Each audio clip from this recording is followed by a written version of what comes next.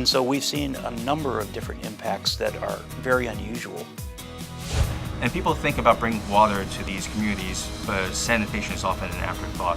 And as a result, you get these secondary waves of disease outbreak. But what we're seeing today is a division in the country, not over an issue, but over partisanship. And both the parties have become much more ideological.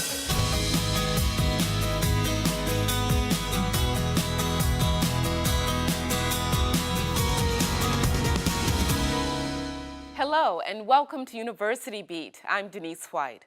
A little more than 6 years ago, on April 20th, 2010, an explosion and fire aboard the Deepwater Horizon oil rig in the Gulf of Mexico set off what some people have called the worst environmental disaster in U.S. history. 11 workers died. 2 days later, the rig sinks and a slick appears on the water as oil spews from the uncapped wellhead. It'll take nearly 3 months to stop the flow. The accident becomes known as the BP oil spill. The federal government estimates more than 4 million barrels of oil spilled into the Gulf, although BP claims the amount is much lower. Eventually, a federal judge rules BP is responsible for spilling a little more than 3 million barrels. The damage to the Gulf and its inhabitants is still being measured. Among the people trying to determine the damage then and now are students and faculty at the College of Marine Science at USF St. Petersburg. Dr. Steve Murawski is a fisheries biologist and marine ecologist and an endowed chair professor of USF St. Pete. He is one of the nation's leading researchers into the BP spill. And Dr. Murawski joins us today. Thank you so much for being here. Well, thank you. First of all, tell me how you became involved in this. Well, my history is a little bit different than most faculty.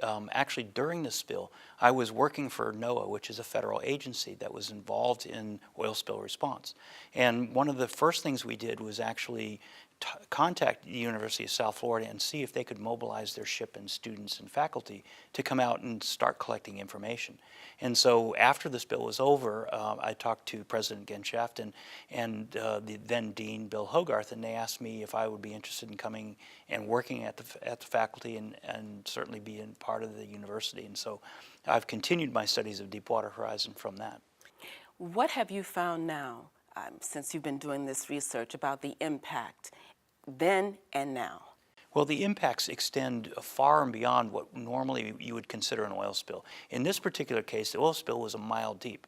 And so we've seen a number of different impacts that are very unusual as far as oil spill goes. Currently, we estimate that about 10% of the oil that came out of that hole rests at the bottom of the Gulf of Mexico a mile deep. And it probably is going to stay there for a very long time.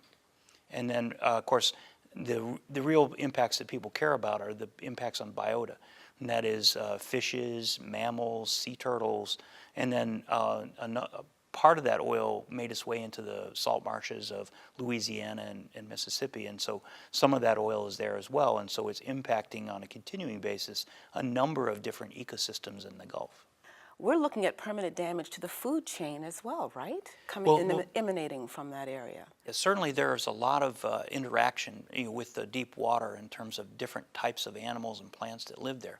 And one of the ways we're trying to actually make projections about what's going to happen in the future is there was also a blowout back in 1979 and 80 in Mexico. And so we've taken our ship this past year down to Mexico to look for traces of that oil spill that happened 37 years ago. And we're able to find it buried on the bottom the same way we find it in Deepwater Horizon. So that gives us a hint that this is going to be around with us for decades.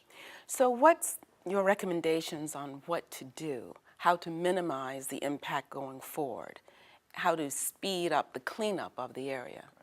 Well, the best thing to do is to prevent it in the first place. I mean, in terms of the cleanup of the oil, it's pretty much over.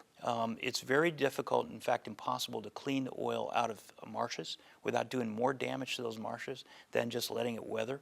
And the oil at the bottom of the ocean, we would create more environmental damage trying to mine that oil up as opposed to just let it be buried by natural processes.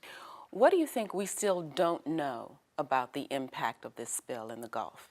Well, just like Exxon Valdez, it took a number of years for the full impacts to reveal themselves. In that case, 4 or 5 years before the herring population, which supported that ecosystem, collapsed.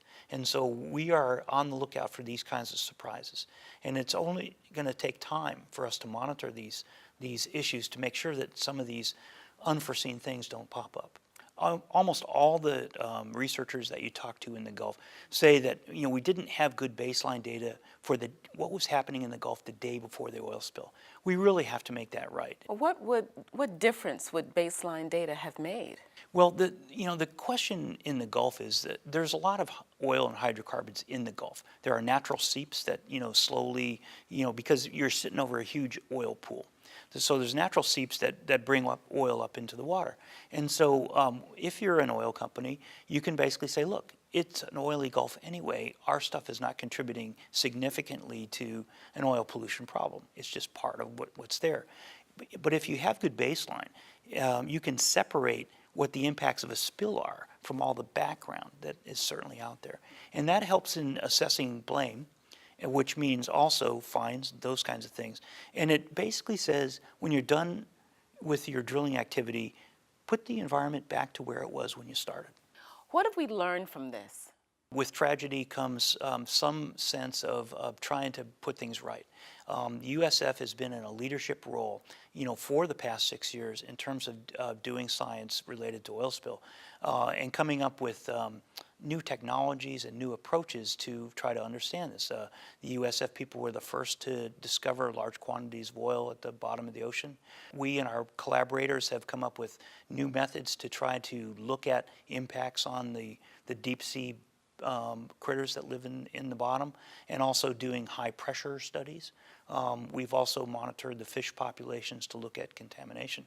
So it's been a tremendous opportunity for the university to make a contribution in something that's really societally important.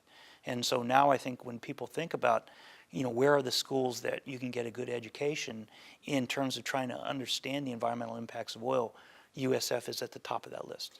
Dr. Morawski, thank you so much for joining us on University Beat. A pleasure, thank you.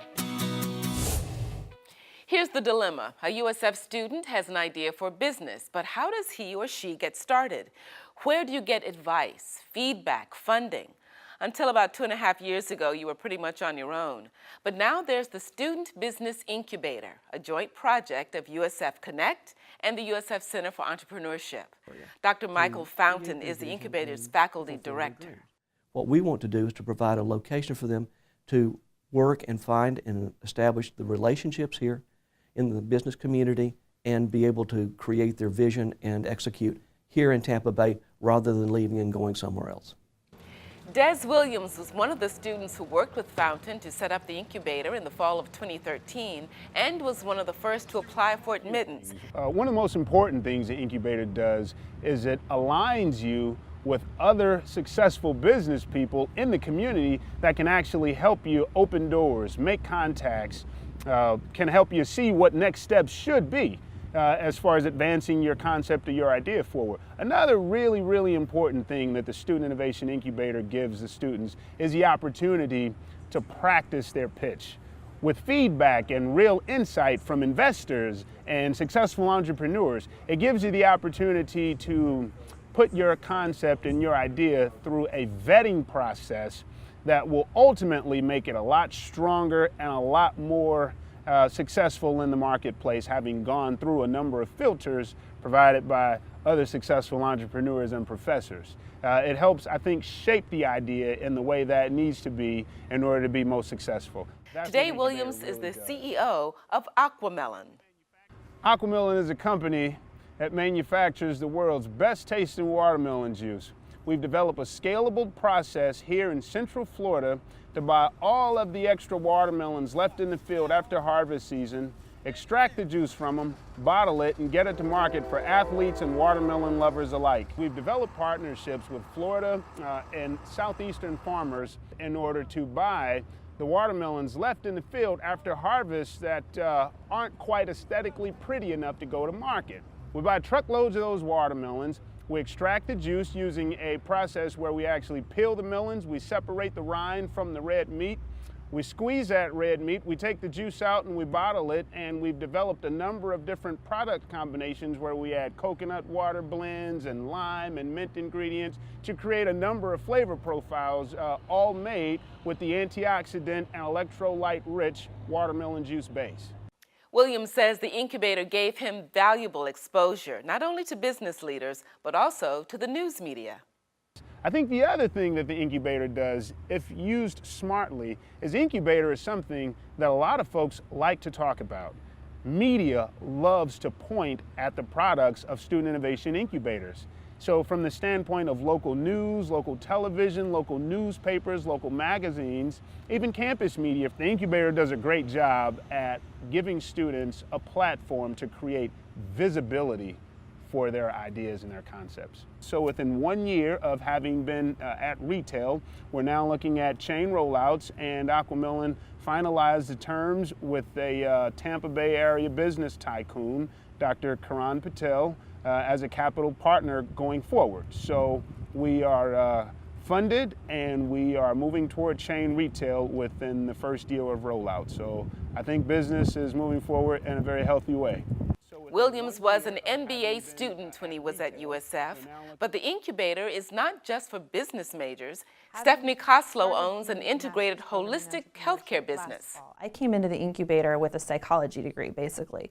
I didn't have business classes or a lot of entrepreneurial experience under my belt, so I came in pretty green. One of the key distinctions that we have here is the juxtaposition of not only the student companies that are here in the SII, the Student Innovation Incubator, but the university spin-outs that are just across the hall.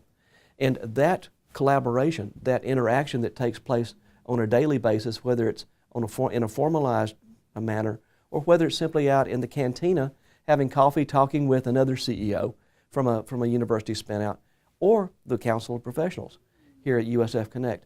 This integration, this churning of the cauldron, so to speak, to have that kind of a collaboration. Plus, if you look across the street, where are we?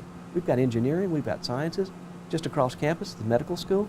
So if a student here in the incubator needs additional resources, they don't have to go driving anywhere else. It's here.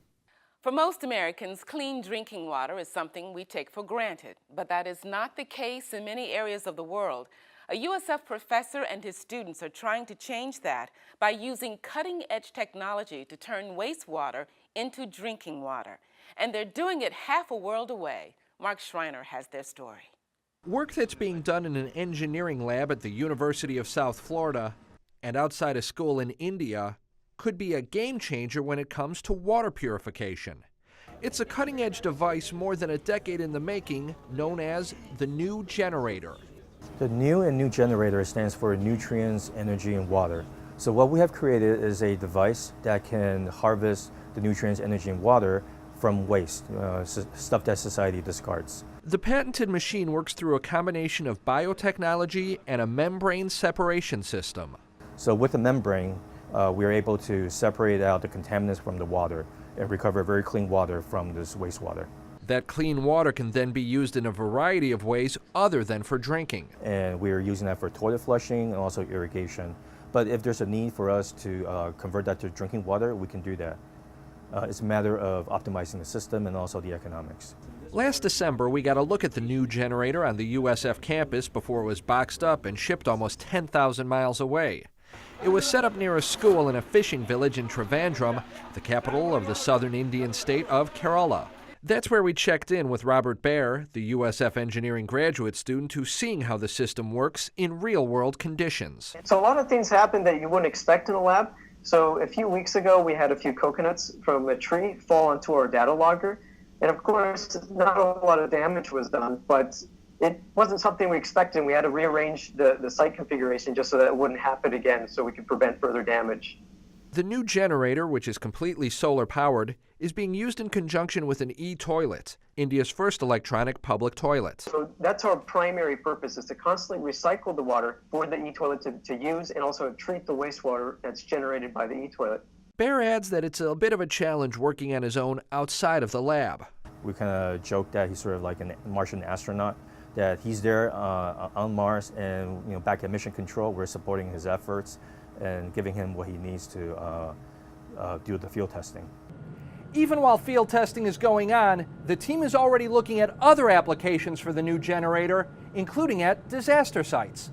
And people think about bringing water to these communities, but sanitation is often an afterthought.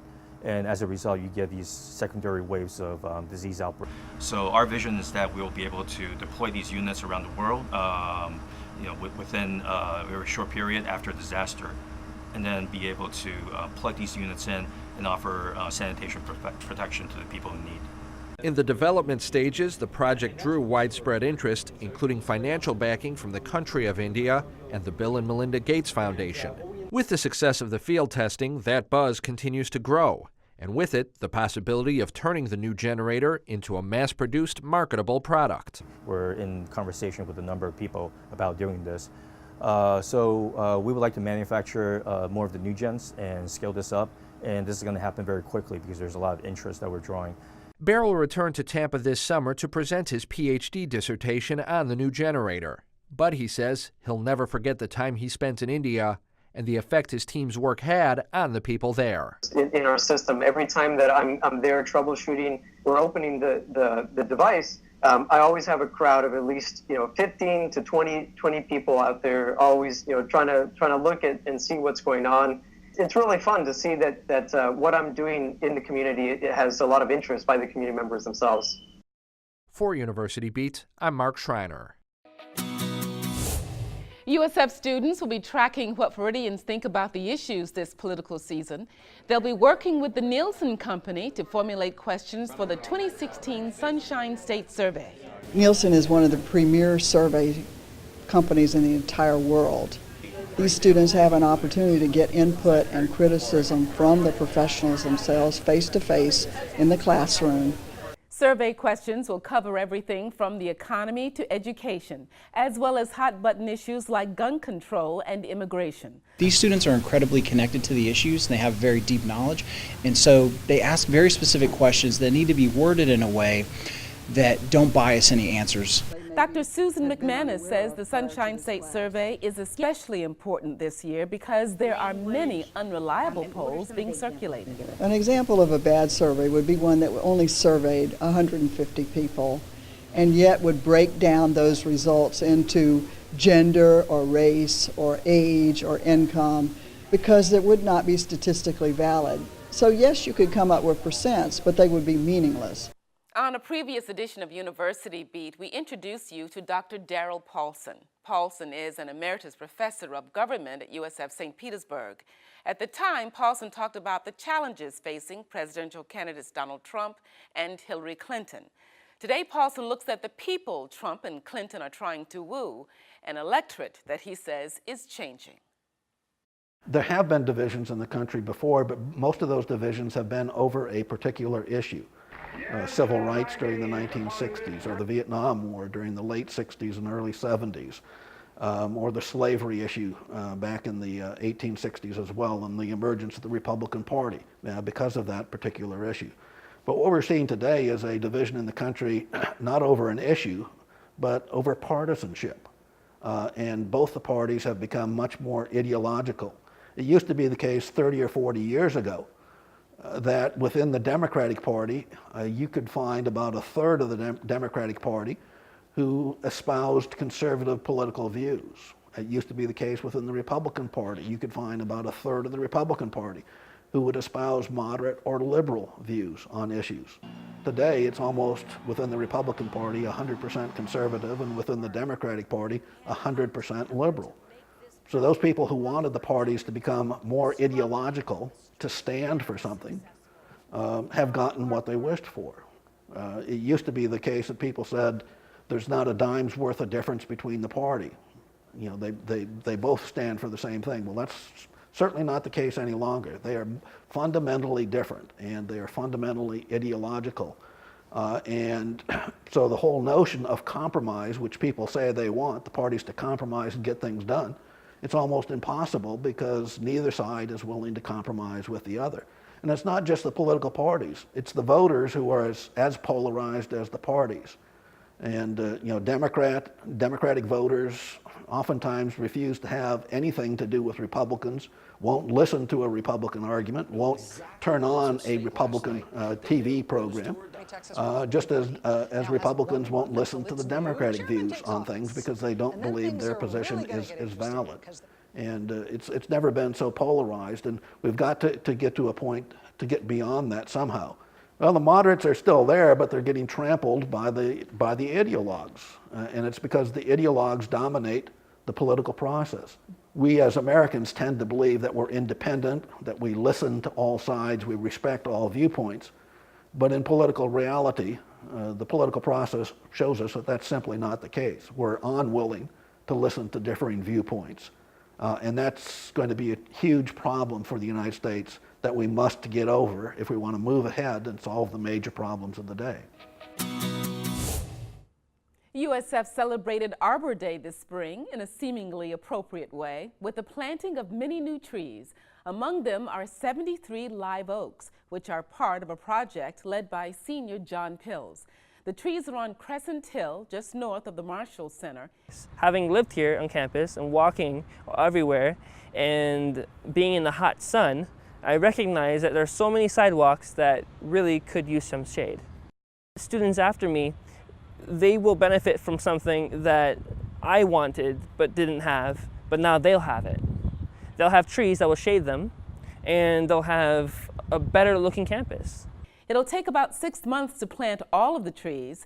The project, which will cost about $83,000, will include installation of irrigation systems.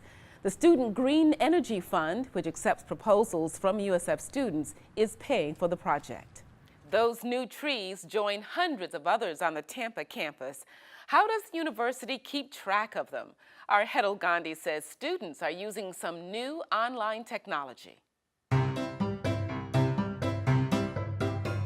The canopy of trees surrounding USF's campus provides the perfect backdrop for Arbor Day, a chance for the university to educate the next generation about the importance of planting trees. When I was little, I thought that Arbor Day was something about an armor, like from a knight. But then as I grew, I learned that it was a day to celebrate trees and how trees are special. 9-year-old Mariana Duran and her fellow third graders from Learning Gate Community School joined the USF team to plant 2 trees on campus. We got to put the dirt in, and we raced to see who can, which side could do it first. All my classmates used a shovel, and it was pretty heavy, and we had to put it around the tree. The students shared their own love for trees. Some trees are short, some trees are tall, but all trees are lovely as their leaves change in the fall. They also learned the importance of saving one of our most precious resources. Without trees, then there would be no bird, birds wouldn't have a nest to live in, or a bunch of animals wouldn't have habitat. It helps birds and squirrels and lizards and animals in the nature. And spreading that message goes beyond Arbor Day.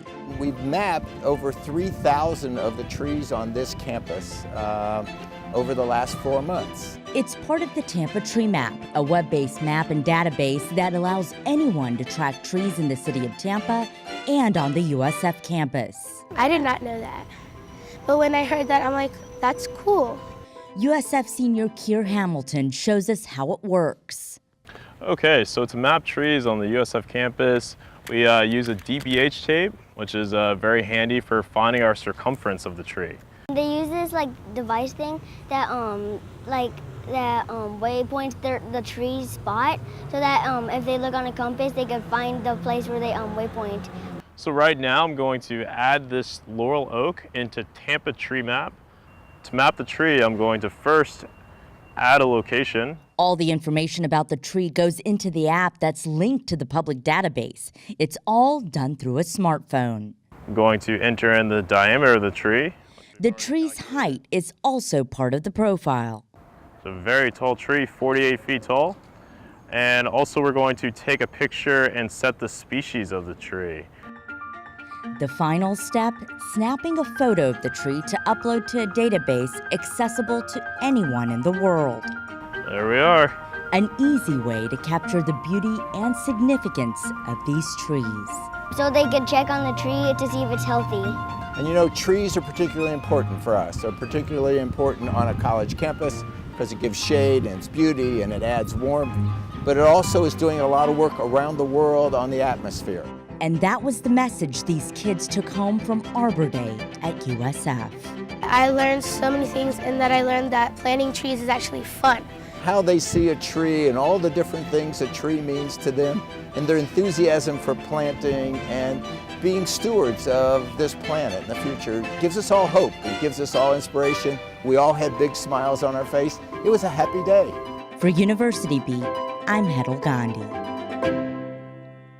If there's a story about the University of South Florida you'd like to see us cover, please let us know.